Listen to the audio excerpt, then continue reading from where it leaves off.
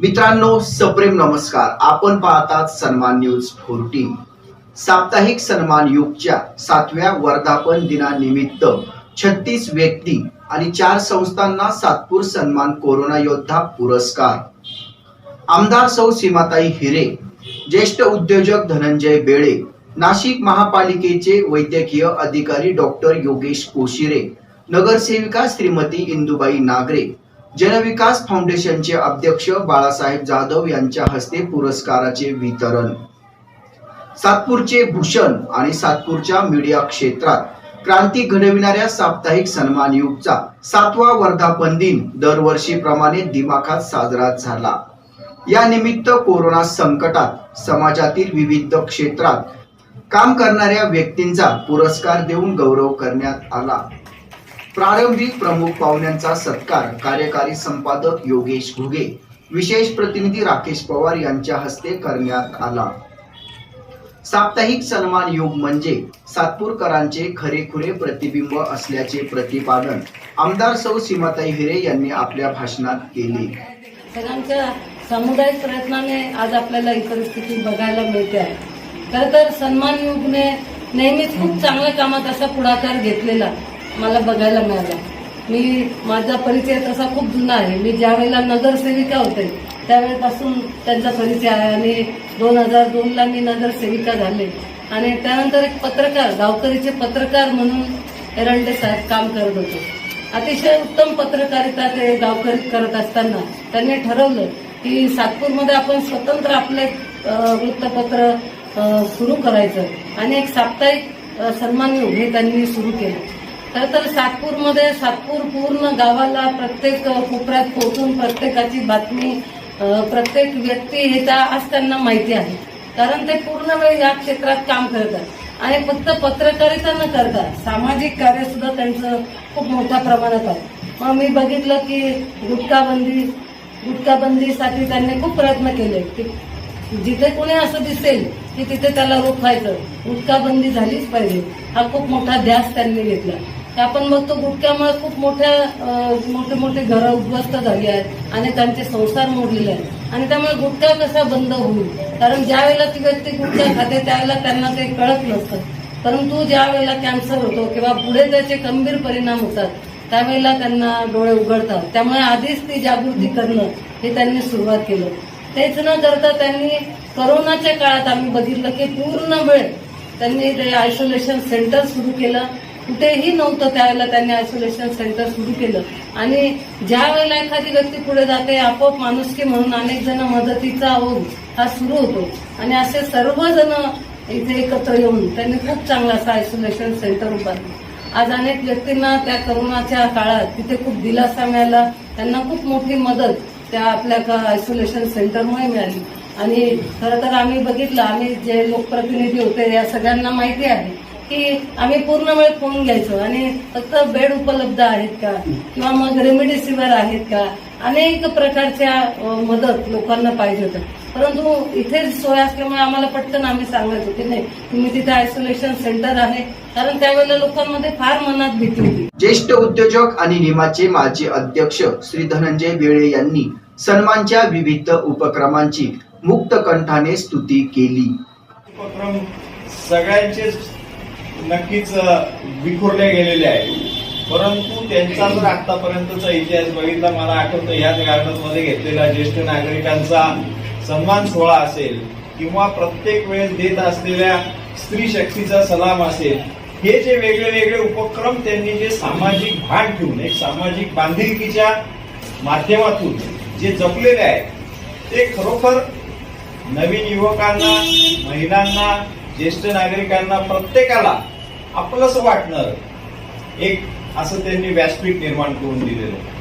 अशा असतील, सामाजिक संस्था असतील, हे ज्याचं त्याचं काम ज्याच्या त्याच्या पातळीवर जसं जसं करत असतील, परंतु कुठलंही राजकीय किंवा कुठलंही सामाजिक त्याच्यामध्ये बंधन न ठेवता त्यांनी उल्लेख केला की सर्व पक्षीय लोक आमच्या व्यासपीठाखाली आहेत आणि ती खरी गोष्ट आहे. म्हणजे आपण सातत्यानं बघत आलेलो आहे आणि वर्तमानपत्र किंवा सन्मान युग सारखं एक साप्ताहिक आपण बघितलं तर त्यांनी कुठल्याही दिशा किंवा कुठल्याही बंधनामध्ये स्वतःला बांधून ठेवलेलं नाहीये.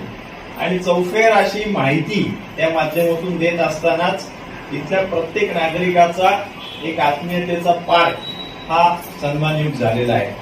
आणि त्यानंतर इलेक्ट्रॉनिक मीडियामध्ये सुद्धा केलेला प्रवेश आणि त्या माध्यमातून अतिशय कणखर आणि रोखठोक, म्हणजे कोणाची भाडभीड न बाळगता किंवा याचे माझे संबंध काय आहेत, याच्याने कुठला शासकीय अधिकारी दुखावला जाईल का, याच्याने माझा व्यवसाय कमी होईल का, किंवा याच्याशी माझे संबंध दुरावतील का, ही जाणीव मनामध्ये असून सुद्धा ती कुठेही तमा न बाळगता अतिशय निष्पक्षपणे मांडलेली भूमिका आणि त्याच माध्यमातून आता त्यांनी उल्लेख केला की 78 लाख, हे 78 लाख मोजण्याच्या स्वरूपात असले तरी त्याच्या मागे वाचलेले जीव ही खूप मोठी संपत्ती तुम्ही कमवलेली राहिलेली.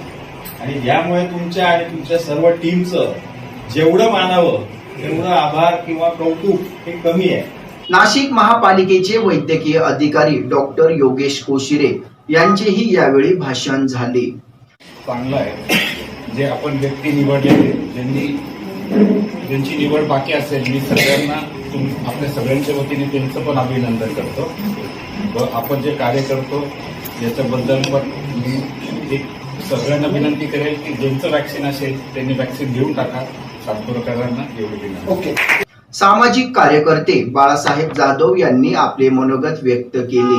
मार्च 2020 पासून जी आपल्या देशावर परिस्थिती पसरली आणि त्या भयानक परिस्थितीमध्ये जे लोक कार्यरत होते आणि त्या परिस्थितीला मात करून आज आपण सगळे इथं जमलो, त्यापैकी मला वाटतं त्या कार्यामध्ये खारीचा वाटा घेणारे सगळे तुम्ही आहात. म्हणून आपल्या कुणीतरी सन्मान करतं, ते सन्मान योगीने आपला सन्मान केला आणि आजचा आपला हा दिवस बघायला भेटतोय असं वाटतं. त्याच्यात कोरोना काळात तुम्ही जे खारीचं काम केलं किंवा स्वतःचं घर दार बाजूला ठेवून जे काहीतरी सामाजिक कार्य केलं त्याबद्दल मी तुमचे सर्वांचे सन्मानयुक्तर्फे सरचे स्वागत करतो. आभार मानून सगळ्यांनी मला वाटतं टाळ्या वाजून त्यांचे, कारण कुठलंही काम केलं तर काहीतरी सन्मान मिळतो. आणि हे जे काम होतं काही मला वाटतं आपण शेजारच्याला विचारत नव्हता, पण ज्याला वाटतं आवड आहे, ज्याला वाटतं देण्याचं काहीतरी आहे, तर त्या आपण सगळ्यांनी केलं आणि हा कोरोनाचा काळ गेला. आणि इथून पुढे आपण परमेश्वराला विनंती करू की असे दिवस परत येऊ नये. स्वागत व सूत्रसंचलन संपादक रवींद्र एरंडे यांनी केले. संपूर्ण महाराष्ट्रामध्ये किंबहुना भारतात आणि जगातही गाजला तो सातपूर आयसोलेशनचा प्रोग्राम. वेगवेगळी माणसं, वेगवेगळे पक्षाची कार्यकर्ते, वेगवेगळे, परंतु सन्मान्य एका व्यासपीठावर सगळे एकत्र आले. सर्व नगरसेवक एकत्र आले. 50-50 एक लाख रुपये त्यांनी मदत केली आणि सातपूरला महाराष्ट्रामध्ये गाजलेलं सातपूर आयसोलेशन सेंटर सुरू आलं. 54 पेशंटला आपण बरं केलं आणि त्यांच्या माध्यमातून 1 कोटी आणि 8 लाख रुपये आपण त्यांचे वाचवले. आणि मला या निमित्ताने सातपूर विभागातील सर्व नगरसेवकांचा, म्हणजे शशिकांत जाधव असतील, विक्रमांना असतील, भागवत आरोटे असतील, सलीम मामा शेख असतील, सर्व नगरसेवकांचा मला आभार मानायचे. आणि त्यानंतर सर आपल्या टीमचा, कारण आपली टीम अहोरात्र तिला मदत करत होती, त्यामुळेच हा उपक्रम यशस्वी झाला. सर्वांचे मी या निमित्ताने मनपूर्वक आभार मानतो.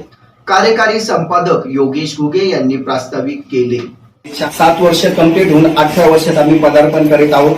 या कार्यक्रमाला प्रमुख पाहुणे म्हणून नाशिक महापालिकेचे वैद्यकीय अधिकारी, ज्यांनी कोरोना काळात संपूर्ण जीवाची बाजी लावली असे त्यांनी काम केलं, असे योगेश कोशिरे सर, निमाचे माजी अध्यक्ष, ज्यांनी निमा ही संस्था काय आहे अनेक नागरिकांना, उद्योजकांना दाखवून दिली, असे धनंजय बेळे सर, 2 वेळेस आमदार, नाशिक पश्चिमच्या कार्यक्षम आमदार सौ सीमाताई हिरे इथे उपस्थित आहेत, नगरसेविका सौ नागरिकताई उपस्थित आहेत, राष्ट्रवादी काँग्रेसचे नाशिक जिल्हा उपाध्यक्ष बाळासाहेब जाधव इथे उपस्थित आहेत.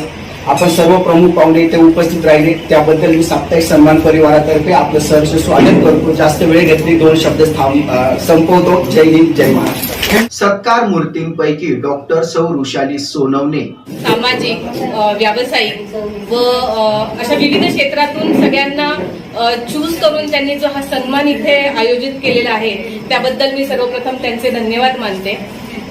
खरं तर एक पत्रकारिता म्हणजे की एक पेन घेऊन किंवा त्यांचं काय म्हणतात आउटपुट दाखवणं, जे काही समाजात काही घडतं, काही घडामोडी घडतात चांगल्या वाईट किंवा कोणत्याही घडामोडी फक्त त्या आउटपुट करणे किंवा त्याला प्रेझेंट करणे हे एक पत्रकारितेचं काम असतं. पण त्याच्याही पलीकडे जाऊन यांचे सन्मान टीम आपले रवींद्र एरंडे साहेब यांनी एक सामाजिक बांधिलकी जपलेली आहे. मी खरोखर म्हणते की आमचं कार्य सर तुमच्या पुढे काहीच नाहीये, शून्य आहे. 2 वर्षापासून सर इतके धडाडीने काम करतात आहे. मग गुटखा बंदी असो, स्वतः जाऊन दुकानांमध्ये मी त्यांना पाहिलंय की एरंडे साहेब आले तर ते लपून ठेवायचे. मग अक्षरशः त्यांनी पकडलेत लोकांना की तुम्ही त्यांनी जाळपोळ केला तिथे की नाही, हे गुटखा बंदी म्हणून काय एरंडे साहेबांना घाबरायला लागले आणि लोक गुटखा त्यांच्या दुकानात ठेवत नव्हते. आयसोलेशन सेंटर केलं आणि त्याचाही खरंच खूप लाभ आपल्या कामगार वस्ती आहे, जागा कमी असते तर आयसोलेट करणं खूप अवघड होतं इथे, म्हणून त्याचाही खूप लाभ लोकांनी घेतलेला आहे. तर व सातपूरच्या लाडशाखीय वाणी समाजाचे अध्यक्ष दिलीप वाणी यांनी आपले मनोगत व्यक्त केले. सन्मानयुक्त आणि सन्मानयुक्तने जी दखल घेतली ती खरोखर मी म्हणेल हा एक आदर्श आहे. आदर्श असा की आपण बघितलं की एक चांगल्या कामाची कोणीतरी दखल घेतं आणि याच्यातून अनेक चांगले निर्माण झाले की त्याचा फायदा घरापासून समाजाला, देशाला होतो आणि एक अतिशय सुंदर असं कार्य तुमचं आहे. आणि मला एक विशेष वाटलं की परवाच्या दिवशी ज्यावेळेस राकेशजी पवार ऑफिसला आले आणि ते पेपरमध्ये बघितलं, हे तुम्ही काहीच माहिती नाही दिली. आणि मी त्या दिवसापासून विचार करत होतो की खरोखर तुमचं सगळ्यांचं लक्ष चांगल्या कामासाठी आहे, म्हणून मी मनापासून शुभेच्छा देतो. आणि इथून पुढे अजून सातपूरची वाटचाल वेग याच्यापेक्षा चांगलं होईल अशा अपेक्षा ठेवतो. या वर्धापन दिनास कोरोनाचे सर्व नियम पाळून सन्मानच्या हितचिंतकांची उपस्थिती लाभली. पाहुण्यांच्या हस्ते सातपूर सन्मान कोरोना योद्धा पुरस्कार देऊन सत्कार मूर्तींना गौरवण्यात आले.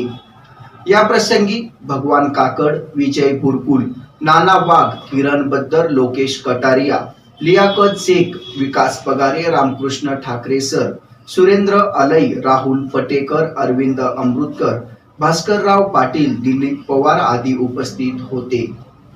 कोरोना संकट काळात थेट प्रतिबंधित क्षेत्रात जाऊन काम करणाऱ्या डॉक्टर, शिक्षक, शिक्षिका, आशा वर्कर्स, अंगणवाडी शिक्षिका, अंगणवाडी सेविका, ॲम्ब्युलन्स चालक, सफाई कामगार, सामाजिक कार्यकर्ते, विविध संस्था यांना सातपूर सन्मान कोरोना योद्धा पुरस्कार देऊन गौरवण्यात आले.